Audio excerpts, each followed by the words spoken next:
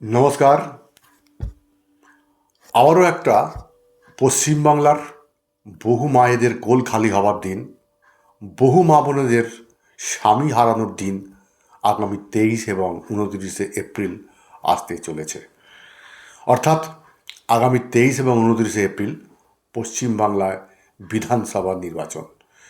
এই কথাগুলো আমি অন্য রাজ্যের ক্ষেত্রে হলে বলতাম যে আগামী 23 এবং 29শে এপ্রিল আমাদের গণতন্ত্রের সবথেকে বড় উৎসব হতে চলেছে।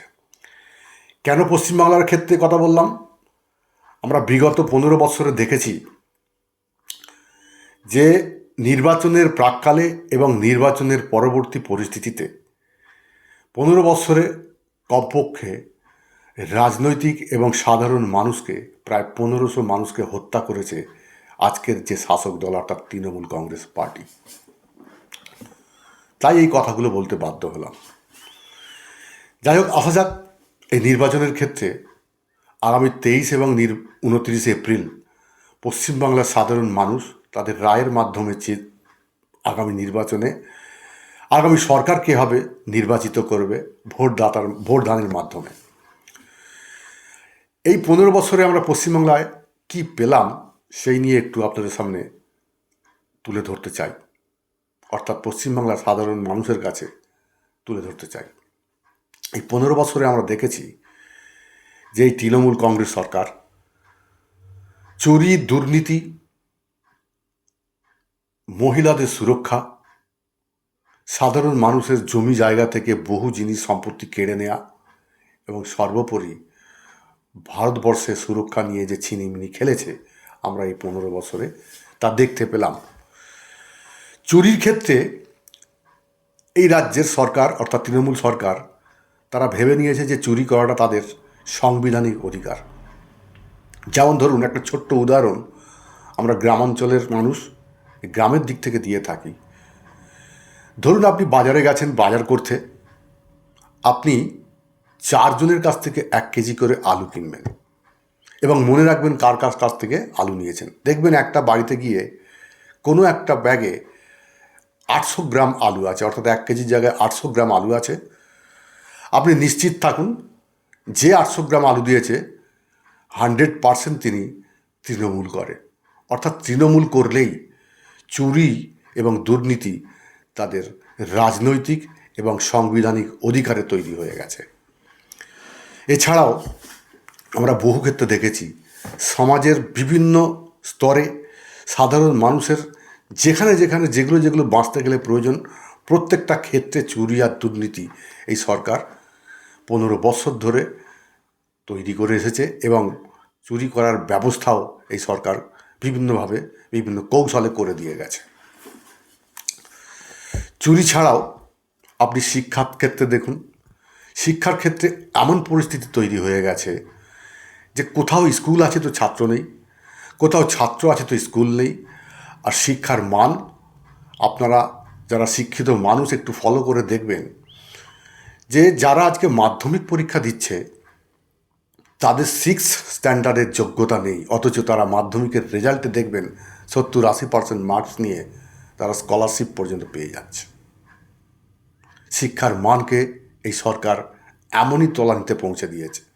এছাড়াও শিক্ষার ক্ষেত্রে দেখবেন রিসেন্টলি দেখা যাচ্ছে 5-7 বছর ধরে পশ্চিমবঙ্গ সরকারের যে সমস্ত সরকারি স্কুলের বই আছে সেই বইয়ে গোপনে এবং কৌশলে ধীরে ধীরে ইসলামীকরণের প্রচেষ্টা চালিয়ে গেছে। অর্থাৎ পশ্চিমবাংলার যে সংস্কার, যে সংস্কৃতি, যে শিক্ষা ব্যবস্থা শত শত বছর ধরে চলে আসছে, ধীরে ধীরে ধীরে ধীরে এই সরকার যে কোনো কারণে, সে তুষ্টিকরণ কারণেই হোক বা ভোট ব্যাংকের কথা ভেবেই হোক, ধীরে ধীরে তাদের কথা অনুযায়ী আমাদের টেক্সট বুকে আপনারা দেখবেন 7 থেকে 10-এর মধ্যে ধীরে ধীরে তাদের ইসলামীকরণের ভাষা এবং বিভিন্ন রকমের কৌশল দিয়ে ধীরে ধীরে ইসলামীকরণের চেষ্টা করা হচ্ছে শিক্ষা ব্যবস্থায়। চলে আসুন আমাদের মৌলিক অধিকার স্বাস্থ্য। স্বাস্থ্যক্ষেত্রে দেখবেন আপনার নিকটবর্তী যে কোনো সরকারি হসপিটালে যাবেন, সেখানে পর্যাপ্ত হসপিটালের ডাক্তারবাবু নেই, চিকিৎসা ব্যবস্থা এমন তলানিতে পৌঁছে গেছে, পর্যাপ্ত ট্রিটমেন্ট হয় না, সঠিক ট্রিটমেন্ট হয় না, যার ফলে সেই হসপিটালের আশেপাশে ব্যাঙের ছাতার মতো গজিয়ে ওঠা নার্সিংহোমগুলো তাদের দরজা খুলে রেখেছে সাধারণ গরিব মানুষকে লুটে খাওয়ার জন্য। সরকারের কোনো রকমের মাথা ব্যথা নেই বা খোঁজ নেবার প্রয়োজন নেই। চলে আসুন কর্মসংস্থানে। 15 বছরে পশ্চিমবাংলায় আজ পর্যন্ত একটা কোনো ভারী শিল্প নেই। কি আছে? ব্লকে ব্লকে, জেলায় জেলায় ছোট ছোট ফ্যাক্টরি করে দেওয়া হয়েছে, বা তারা আপনার থেকেই এসেছে ব্যবসা করার জন্য। প্রথম কথা, সেখানে তাদের শর্ত মতো 12 ঘন্টা ডিউটি এবং কঠোর পরিশ্রমের মাধ্যমে ন্যূনতম তাদের স্যালারি বা মাইনে দেওয়া হয়। আরও কঠিন বিষয়, প্রত্যেকটা ফ্যাক্টরিতে এই সরকার তাদের ব্লকে ব্লকে তাদের লালিত পালিত হওয়া তৃণমূল কংগ্রেসের কর্মীদের দিয়ে ছোট ছোট কন্ট্রাক্টারি ব্যবস্থা করে দেওয়া হয়েছে। অর্থাৎ যদি সেই ফ্যাক্টরির কর্মীর 500 টাকা রোজ হয়, সেখানে 400 থেকে 450 টাকা রোজ দিয়ে 50 বা 100 টাকা তাদের কাটমানি রূপে ওই কন্ট্রাক্টরকে দিতে হবে, এবং সেটা সার্বিকভাবে বৃহৎ অঙ্ক হয়ে ঘোরপথে 25 আর 75-এর সেই সিস্টেম, ভাগের সিস্টেম হয়ে কালীঘাটে পৌঁছে যাবে। এটা আপনার পার্শ্ববর্তী সমস্ত ফ্যাক্টরিতে লক্ষ্য করলেই দেখতে পাবেন। সুতরাং এই 15 বছরে তারা এই ধরনের কাজকর্ম করে চলেছে। এ তো গেল একটা আইন বিরুদ্ধ কাজ, এবং যদি সরকার বা আইন মনে করে এগুলো রুখে দিতে পারে। কিন্তু ভয়ঙ্কর যে পরিস্থিতিটা তৈরি করেছে এই 15 বছরে, পশ্চিমবাংলার সংখ্যাগুরুদের ধার্মিক এবং তাদের জীবনযাপনে বড় ধরনের আসনি সংকট দেখা দিয়েছে। কিভাবে? আপনারা দেখবেন, যেখানে যেখানে সংখ্যালঘুদের 30%-এর বেশি মানুষের বসবাস, প্রত্যেকেই জানেন সেখানে সেখানে তাদের ধার্মিক আয়োজনে বা পূজা অর্চনায় বিভিন্ন রকমভাবে শর্ত সাপেক্ষভাবে পুজো করতে হচ্ছে, বিভিন্ন রকমভাবে বাধা সৃষ্টি হতে হচ্ছে। সরকারের কোনো রকমের পদক্ষেপ বা তা সুরাহা করার ইচ্ছা শক্তিই নেই, কারণ তাদের ভোট ব্যাংক যদি কেটে যায়। এছাড়াও আপনারা দেখেছেন, স্কুলে স্কুলে আমরা শত শত বছর ধরে শুনে আসছি যে বাগদেবীর আরাধনায় স্কুলে সরস্বতী পুজো করা হয়।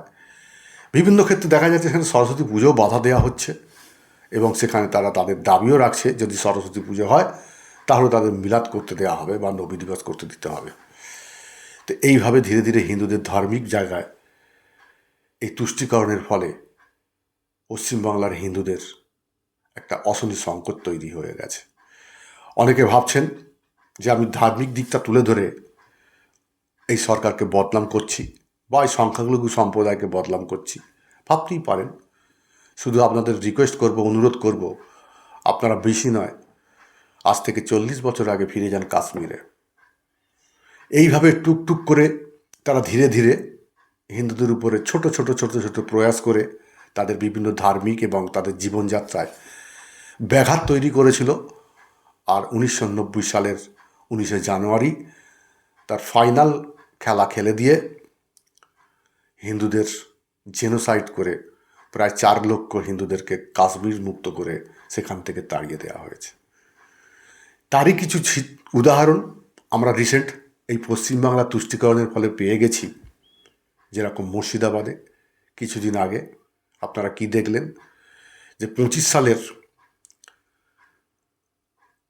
নামাজের দিনের মুখ্যমন্ত্রীর সেই ভাষণের পর যে আমরা আপনাদের সাথে আছি, আমাদের সরকার আপনার সাথে আছে, যখন এই কথাগুলো এই সংখ্যালঘু সম্প্রদায়ের সামনে বলা হলো এবং তারা মাথা পেতে মেনে নিল যে সরকার আমাদের সব সময় হাতে আছে এবং সর্বক্ষেত্রে আছে, তখন তারা মুর্শিদাবাদের ধুলিয়ান নামক এক গ্রাম থেকে প্রায় 400 হিন্দুদেরকে বিতাড়িত করে তাড়িয়ে দিল, এবং বেছে বেছে হিন্দুদের বাড়িতে মার্কা মেরে, অর্থাৎ মার্কা তৈরি করে চিহ্নিতকরণ করে তাদের বাড়ি জ্বালিয়ে দেওয়া হলো এবং লুটপাট করা হলো, মহিলাদের বাচ্চাদের উপরে অত্যাচার করা হলো।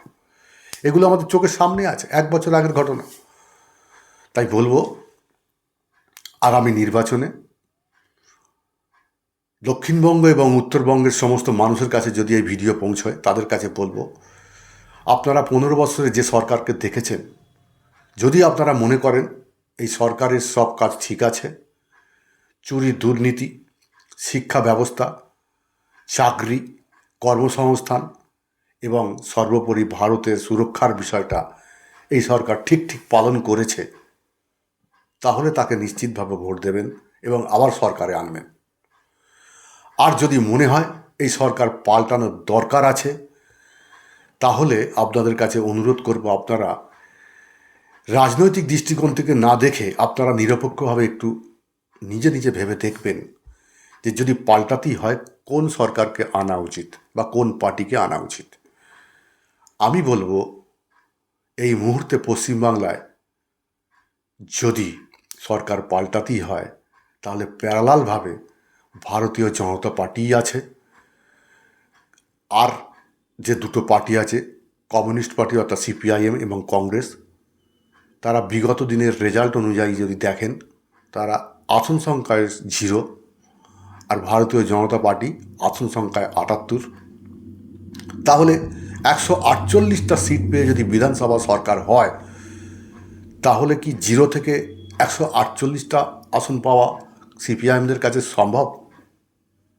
একটু ভালো করে ভেবে দেখবেন। আর যদি সম্ভব না হয়, এই মুহূর্তে যারা 78টা সিট নিয়ে বিরোধী দলের ভূমিকা পালন করছে, তাদেরকে সমর্থন করে একবার 5 বছরের জন্য সরকারে এনে দেখুন যে এই সরকার কতটা সামাজিকভাবে কাজ করতে পারে, কতটা হিন্দুদের তাদের অধিকারকে ফিরিয়ে দিতে পারে, এবং যে সমস্ত বেআইনি অতিক্রমণ এবং জবরদখল এবং যে সমস্ত অন্যায় কাজগুলো করেছে, যদি বিজেপি সরকার এসে তাদের প্রতিহত না করতে পারে, তাহলে আবার পুনরায় এই তৃণমূল সরকারকে আনবেন এবং আজকে যে সরকার আছে সেই সরকারকেই ক্ষমতা তুলে দেবেন।